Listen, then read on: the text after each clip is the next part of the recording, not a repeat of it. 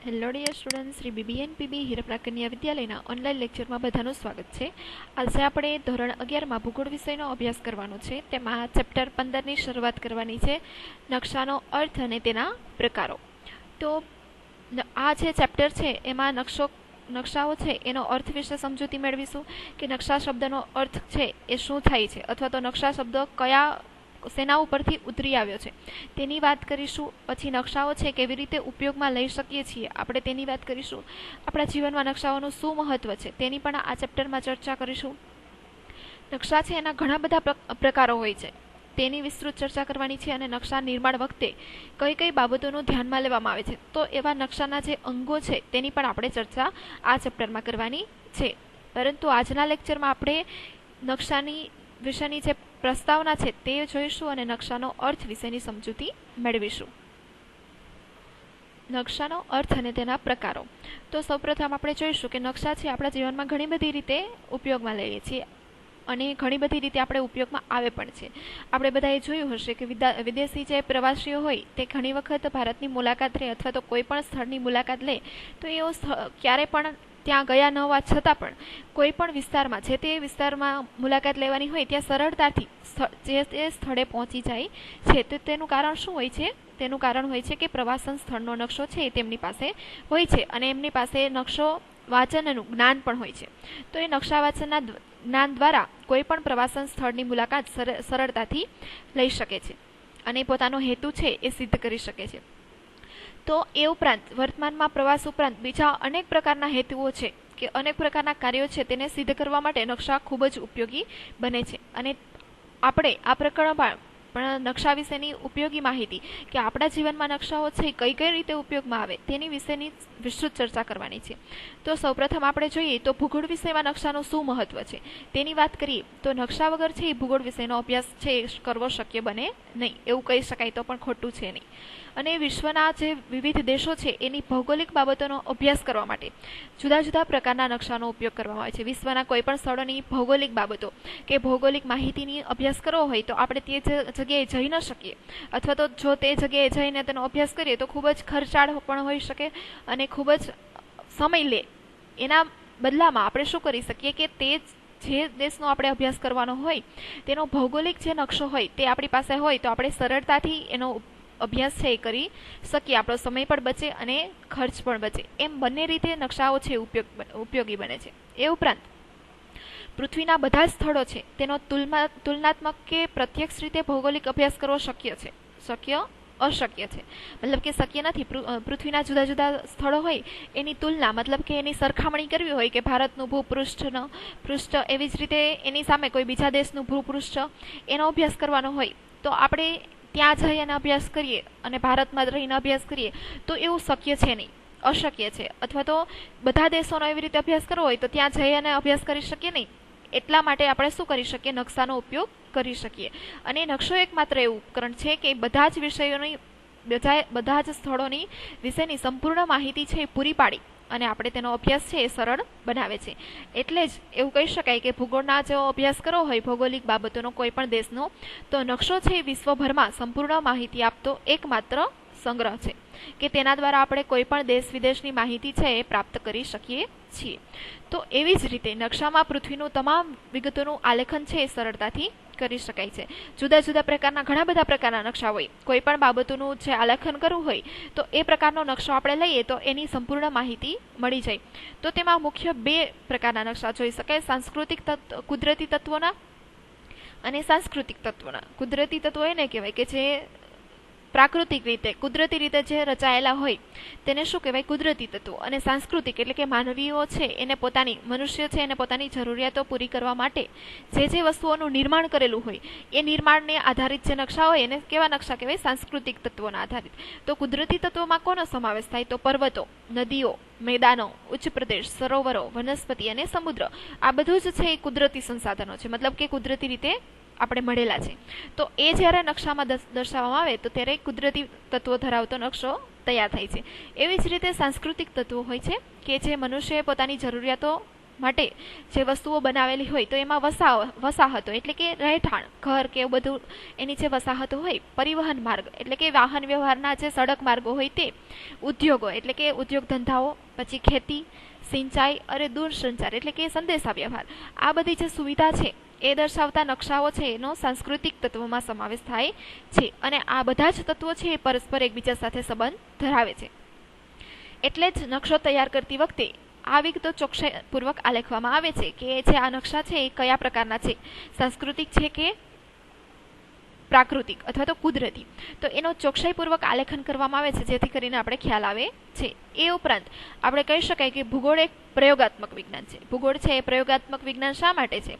તો એમાં જે આ નકશા નિર્માણનું જે કાર્ય છે કેવું કહેવાય? પ્રાયોગિક કાર્ય છે. અને મોટાભાગનો નકશા નિર્માણનું કાર્ય છે એ મોટાભાગનો પ્રાયોગિક કાર્યનો મોટો ભાગ રોકે છે. એટલા માટે ભૂગોળને પ્રયોગાત્મક વિજ્ઞાન તરીકે પણ ઓળખવામાં આવે છે.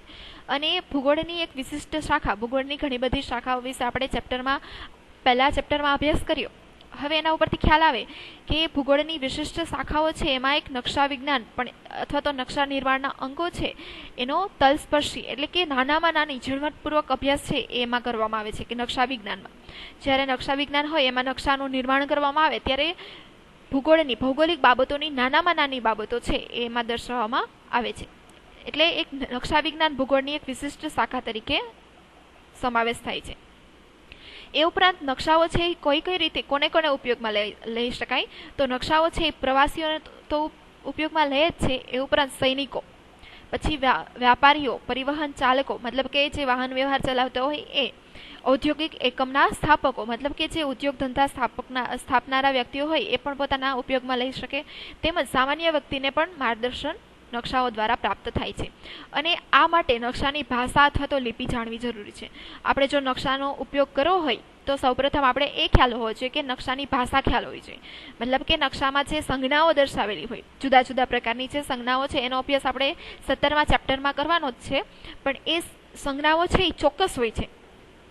કે ધારો કે રોડ રસ્તાની સંજ્ઞા હોય તો જેમ નેશનલ લેવલનો હાઈવે હોય તો એની સંજ્ઞા ચોક્કસ જ હોય. તમે પછી કોઈ પણ દેશમાં કોઈ પણ જગ્યાએ જાઓ તો એ સંજ્ઞા બદલે નહીં. એટલે આપણે બધાને ખ્યાલ હોવો છે કે એની ભાષા, નકશાઓ છે એની ભાષા અથવા તો લિપિ ખ્યાલ હોય તો આપણે નકશાનું વાંચન સરળતાથી બની શકે. એ ઉપરાંત જો કોઈ પણ મંદિરનું ચિહ્ન હોય અથવા તો કોઈ પણ વસાહતનું ચિહ્ન હોય, ગામડાનું ચિહ્ન હોય, શહેરનું ચિહ્ન હોય, એ બધાની જો આપણે ખ્યાલ હોય તો આપણે એની ભાષા સમજી શકીએ અને નકશાઓ છે એની સમજ આપણે સરળતાથી પ્રાપ્ત કરી શકીએ.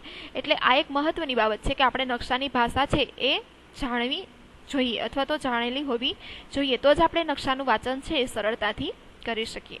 હવે પછી આપણે નકશાનો અર્થ વિશે સમજૂતી મેળવીએ. નકશાનો અર્થ મતલબ કે નકશો શબ્દ છે એ કયા શબ્દ ઉપરથી ઉતરી આવ્યો છે અથવા તો નકશાનો શબ્દનો અંગ્રેજી પર્યાય છે એ મેપ. મેપ એવો શબ્દનો યુઝ થાય છે. આપણે બધાએ સાંભળ્યો જ હશે કે નકશા માટે કયો શબ્દ યુઝ થાય છે? મેપ. હવે આ મેપ શબ્દ છે એ શેમાંથી ઉતરી આવ્યો તેની વાત કરીએ તો મેપ શબ્દ છે એ મૂળ લેટિન ભાષાનો શબ્દ મેપા મુંડી ઉપરથી ઉતરી આવ્યો છે. અને મેપા મુંડીમાંથી અભ્રંશ થઈ અને મેપ શબ્દ બની ગયો છે. એટલે અત્યારે આપણે બધા મેપ તરીકે એ શબ્દનો પ્રયોગ કરીએ છીએ. અને મેપનો અર્થ શું થાય? મેપામુંડી કે અથવા તો મેપ છે એનો અર્થ શું થાય કે હાથમાં રાખી શકાય તેવો કાપડનો ટુકડો. એવો લેટિન ભાષાનો જે શબ્દ છે એનો અર્થ એવો થાય કે હાથમાં રાખી શકાય એવો કાપડનો ટુકડો. એટલે મેપ છે એ નાનો એવો ટુકડા સ્વરૂપે જ હોય છે. હવે આ શબ્દનો પ્રયોગ છે એ સૌપ્રથમ કોને કર્યો હતો એની વાત કરીએ તો મિકોન નામના પાદરી છે એમને મેપામુંડી શબ્દનો પ્રયોગ છે એ પ્રચલિત કર્યો હતો. અને ત્યાર પછી મેપામુંડીમાંથી અભ્રંશ થઈ અને મેપ શબ્દ બન્યો અને અત્યારે આપણે બધા નકશાને મેપ તરીકે ઓળખીએ છીએ. હવે સામાન્ય અર્થમાં નકશો એટલે શું થાય? તો વક્રાકાર પૃથ્વીની જે સપાટી છે, આપણે બધાને ખ્યાલ છે કે પૃથ્વી છે એ વક્રાકાર એટલે કે ગોળાકાર સપાટી ધરાવે છે. પણ જ્યારે નકશો કેવો હોય છે? સપાટ હોય છે. તો સામાન્ય અર્થમાં જોઈએ તો નકશો એટલે વક્રાકાર પૃથ્વીનો સપાટી અથવા તો તેનો કોઈ પણ ભાગ જે અવકાશમાંથી જોઈ શકાતું નાના માપનું રૂઢ આલેખન છે. મતલબ કે નકશો કોને કહેવાય? તો વક્રાકાર જે પૃથ્વી છે એને સપાટ ભાગમાં કોતરવામાં આવે, મતલબ કે સપાટ ભાગમાં છાપવામાં આવે. જેવી રીતે આપણે આકાશમાંથી જોઈએ તો જે ભાગ છે જેવો દેખાતો હોય એવો જ નાનો માપ છે એ નકશામાં દર્શાવવામાં આવે અને એની રૂઢ સંજ્ઞાઓ દર્શાવવામાં આવે. એને શું કહેવાય? નકશા. જો આપણે પૃથ્વી જેવડી છે એવડું જ માપ દર્શાવવામાં આવે તો એ નકશાનો કોઈ અર્થ રહેતો નથી. તો પૃથ્વીનો પણ એ જ ભાગ હોય ને, એટલા માટે જે નકશો હોય એમાં શું હોય કે પૃથ્વીનો મોટો ભાગ હોય એને નાના સ્વરૂપે દર્શાવવામાં આવે છે, અને જે મોટી મોટી વસ્તુઓ હોય એને નાની નાની રૂઢ સંજ્ઞાઓમાં દર્શાવવામાં આવે છે. તો એને શું કહી શકાય? નકશો. તો હવે ભૂગોળમાં મોટાભાગે નકશાઓ એ પૃથ્વી સપાટીમાં કોઈ ભૌગોલિક પ્રદેશમાં તૈયાર કરવામાં આવે છે. મોટાભાગે જે પૃથ્વી ઉપરના જે નકશાઓ છે પૃથ્વી સપાટીનો કોઈ પણ ભૌગોલિક પ્રદેશ એટલે કે કોઈ પણ પ્રદેશ છે એ આલેખી અને તેના દ્વારા તૈયાર કરવામાં આવે છે. હવે નકશા છે માપ કે કદનો હોય તેના કરતાં અનેક ગણો મોટો વિસ્તાર ધરાવતો પ્રદેશની માહિતીનો સમાવેશ કરે છે. ધારો કે નકશો છે એ ખરેખર જે પૃથ્વીનો જે ભાગ જેવડો હોય, ધારો કે કોઈ શહેર દર્શાવવો હોય, આપણો ભારત દેશ વિશ્વમાં ભારત દેશ દર્શાવવો હોય તો આપણો ભારત દેશનું ભૂપૃષ્ઠ જેટલું હોય એટલો જ નકશામાં દર્શાવી શકાય નહીં. એનું નાનું સ્વરૂપ છે એ નકશામાં દર્શાવવામાં આવે છે. મતલબ કે જે પ્રદેશ જેવડો હોય એના કરતાં નાના કદનો નકશો છે એ તૈયાર કરવામાં આવે છે, જેથી આપણે સરળતાથી તેનો ઉપયોગ કરી શકાય, સરળતાથી કોઈ પણ સ્થળે લઈ જઈ શકાય એવા નાના સ્વરૂપે દેશ છે એ દર્શાવવામાં આવે છે. મતલબ કોઈ પણ સ્થળ હોય એને નાના સ્વરૂપે દર્શાવવામાં આવે છે, જેવડું છે એવું દર્શાવી શકાય નહીં. હવે જોઈએ તો નકશાનો અર્થ જોઈએ, અથવા તો આપણે એક્ઝામમાં પૂછાઈ શકે કે નકશો એટલે શું, અથવા તો નકશો કોને કહેવાય તેની વાત કરીએ તો નકશો એ પૃથ્વી અથવા તેના કોઈ પણ ભાગનું ઉપરથી જોતા દેખાતું નાના માપમાં દોરેલું રૂઢ આલેખન છે. પૃથ્વીનો ઉપરનો ભાગ મતલબ કે ઉપરમાં આકાશમાંથી કોઈ પણ ચિત્ર છે એનો ફોટો પાડવામાં આવે અને જે તે જેવું દેખાતું હોય એવા જ સ્વરૂપે છે એ કાપડ અથવા તો કાગળના ટુકડામાં આલેખવામાં આવે તો એને શું કહી શકાય? નકશો કહેવાય. એટલે ટૂંકમાં કહી શકાય તો પૃથ્વી નકશો છે એ પૃથ્વી અથવા તો તેના કોઈ પણ એક ભાગનું નાનામાં નાના માપમાં દોરેલું રૂઢ આલેખન એટલે શું થાય? નકશો. અથવા એના સિવાયની બીજી વ્યાખ્યા છે કે નકશો એટલે વક્રાકાર પૃથ્વીની સમગ્ર સપાટીને તેના કોઈ એક ભાગનું ઉપરથી જોતા દેખાતું વિશિષ્ટ પ્રમાણમાપ, પ્રક્ષેપ અને પદ્ધતિને રૂઢ સંજ્ઞાઓ દ્વારા સપાટી ઉપર તૈયાર કરેલું સાંકેતિક ચિત્ર છે. જે વ્યાખ્યા આપણે સમજીએ તો નકશો એ શું છે? તો વક્રાકાર પૃથ્વી એટલે કે પૃથ્વી છે એ વક્રાકાર છે, પરંતુ એને સપાટીએ સમગ્ર સપાટીને એક જ ભાગ ઉપર દેખાય એવી રીતે દોરી શકાય અને તેમાં વિશિષ્ટ પ્રમાણમાપ કોને કહેવાય? તો ધારો કે પૃથ્વી ઉપર 2 કિલોમીટર હોય એને આપણે 1 સેન્ટીમીટરમાં લઈ શકાય તો એને શું કહેવાય? પ્રમાણમાપ કહેવાય. ધારો કે 2 કિલોમીટરની જગ્યા હોય એને 2 કિલોમીટરના નકશામાં દર્શાવી શકાય નહીં, અથવા તો 2 કિલોમીટર જેવડો કાપડ અથવા તો કાગળના ટુકડામાં આખું દર્શાવી શકાય નહીં. એટલે નકશો કોને કહેવાય કે 2 કિલોમીટર હોય એને નાના સ્વરૂપમાં દર્શાવી શકાય. એટલે નાના સ્વરૂપમાં શું હોય? અથવા તો 2 સેન્ટીમીટરમાં દર્શાવી શકાય અથવા તો 1 સેન્ટીમીટરમાં દર્શાવી શકાય. તો 2 કિલોમીટર બરાબર 2 સેન્ટીમીટર એ ભાગને શું કહેવાય? પ્રમાણમાપ. મતલબ પૃથ્વી ઉપરનો 2 કિલોમીટર હોય તો નકશામાં એને 2 સેન્ટીમીટરમાં દર્શાવ્યું હોય એ માપને પ્રમાણમાપ કહેવાય. એવી જ રીતે પ્રક્ષેપ કોને કહેવાય? કે પૃથ્વી છે એ વક્રાકાર છે, આપણે બધાને ખ્યાલ છે. એમાં જે અક્ષાંશો અને રેખાંશો આવેલા છે એની સપાટી પણ કેવી છે? વક્રાકાર છે. તો એ વક્રાકાર સપાટીને સીધા કાપડ અથવા તો કાગળના ટુકડામાં જે આલેખવાની પદ્ધતિ છે એને શું કહેવાય? પ્રક્ષેપ પદ્ધતિ કહેવાય. એના સિવાય રૂઢ સંજ્ઞાઓ એટલે કોઈ પણ જે ભૂમિ સ્વરૂપ હોય એને ચોક્કસ એવી સંજ્ઞાઓમાં દર્શાવવામાં આવે છે. ધારો કે મંદિર હોય તો એમાં એ પ્રકારની સંજ્ઞાઓ હોય છે. આપણે 17મા ચેપ્ટરમાં વિસ્તૃતમાં ચર્ચા કરીશું રૂઢ સંજ્ઞાઓ વિશે.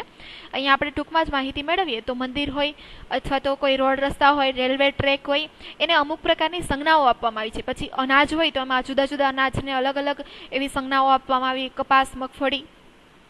તો એવી રૂઢ સંજ્ઞાઓ દ્વારા દર્શાવી અને સપાટી ઉપર તૈયાર કરેલું સાંકેતિક ચિહ્ન એટલે શું થાય? નકશો થાય. આ બીજી વ્યાખ્યા છે કે પૃથ્વીની જે વક્રાકાર સપાટી છે એના સમગ્ર સપાટીને એક ભાગ ઉપર જ દોરી શકાય અને તેમાં 3 અંગોનું ધ્યાન રાખી શકાય: પ્રમાણમાપ, પ્રક્ષેપ અને રૂઢ સંજ્ઞાઓ. એના દ્વારા સપાટી પર તૈયાર કરેલું સાંકેતિક ચિહ્ન એટલે શું થાય? નકશો. એમ આ 2 રીતે વ્યાખ્યાઓ છે, આપણે એક્ઝામમાં પૂછાઈ શકે તો આપણે ખ્યાલ હોવો જોઈએ.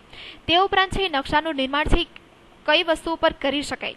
તો નકશો છે એ સપાટ કાગળ, કોઈ પણ કાગળ ઉપર આંકી શકાય, પછી કાપડ ઉપર દોરી શકાય, પ્લાસ્ટિક ઉપર દોરવામાં આવે છે, ફિલ્મ પટ્ટી એટલે નેગેટિવ જે કહીએ તેના ઉપર, કે પ્લાસ્ટર ઓફ પેરિસ ઉપર તૈયાર કરવામાં આવે છે. નકશાઓ છે એ અલગ અલગ રીતે જુદા જુદા જે વસ્તુઓ હોય એની ઉપર આલેખવામાં આવે છે. તેમાં કાગળ ઉપર, કાપડ ઉપર, પ્લાસ્ટિક, ફિલ્મ પટ્ટી કે પ્લાસ્ટર ઓફ પેરિસ ઉપર તૈયાર કરી અને નકશાઓનું નિર્માણ કરવામાં આવે છે. તે ઉપરાંત વિશિષ્ટ પ્રમાણમાં રૂઢ સંજ્ઞાઓ અને વિવિધ પ્રક્ષેપોના મદદથી નકશાની રચનાના મુખ્ય અંગો છે.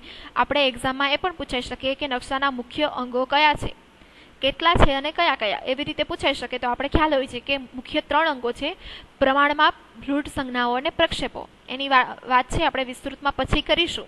પરંતુ પ્રમાણમાપ એટલે શું થાય કે પૃથ્વી ઉપર જે ટુકડો હોય એને નકશામાં જેટલા ભાગમાં દર્શાવેલું હોય એને બંને વચ્ચેનું જે સરાસરી હોય એને શું કહેવાય? પ્રમાણમાપ. મતલબ કે 2 કિલોમીટર બરાબર 2 સેન્ટીમીટર, એને પ્રમાણમાપ કહેવાય. એવી જ રીતે રૂઢ સંજ્ઞાઓ હોય તો એમાં ભૂમિ સ્વરૂપો હોય, એમાં જુદા જુદા પ્રકારના ભૂમિ સ્વરૂપો હોય, એને જે સંજ્ઞા દ્વારા દર્શાવવામાં આવેલા હોય એને રૂઢ સંજ્ઞાઓ કહેવાય.